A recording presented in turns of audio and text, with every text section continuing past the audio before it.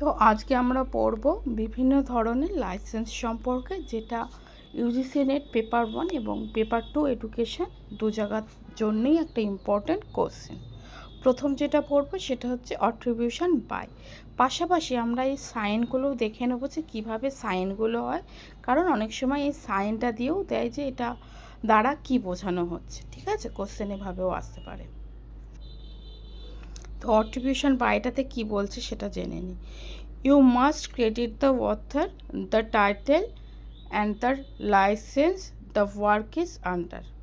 ঠিক আছে, যিনি অরিজিনাল ক্রিয়েটর আছে তাকে আমরা কি করব, যে আমি তার থেকে জিনিসটা নিয়ে করেছি, তো তাকে আমরা ক্রেডিট দেব। এটা আমাদের করতে হবে, attribution by, CC by. Next হচ্ছে নন কমার্শিয়াল, এনসি। এটা কিভাবে লেখে, সিসি বাই এনসি। সাইনটাও দেখে নাও পাশাপাশি এইভাবে।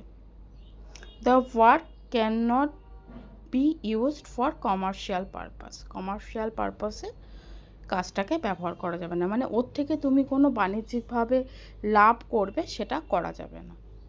কাজটাকে তুমি কপি করতে পারো, ব্যবহার করতে পারো, সব কিছু করতে পারো, কিন্তু ওর থেকে কোনো বাণিজ্যিকভাবে লাভ করা যাবে না। নেক্সট হচ্ছে নো ডেরিভেটিভস, এনডি। এখানে কি হচ্ছে, সাইনটা একটু দেখে নাও, সিসি বিওয়াই এনডি। এবার দেখা যাক এখানে কি হচ্ছে। The work can only be used exactly how it is, মানে এটা এক্স্যাক্টলি যেরকম ঠিক সেভাবেই ব্যবহার করতে হবে বা করতে হবে।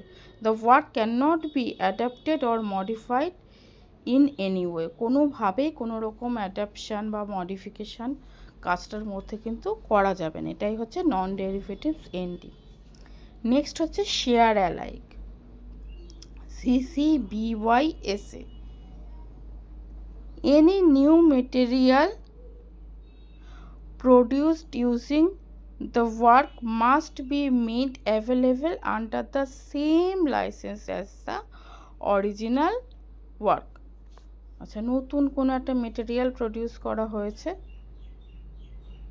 কিন্তু একই ধরনের যে অরিজিনাল ওয়ার্ক আছে সেটা কিন্তু সেম লাইসেন্সের মধ্যেই আসবে, মানে একইভাবে শেয়ার অ্যালাইক করে, একইভাবে শেয়ার করা হলো জিনিসটাকে।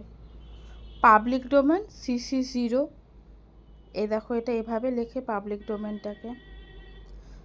The copyright holder has a voluntary waive their rights and the work can be freely used.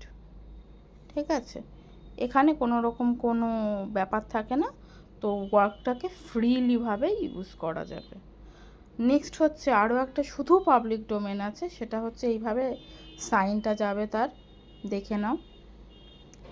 আর হচ্ছে the copyright of the work has been expired and it is free of non copyright restriction.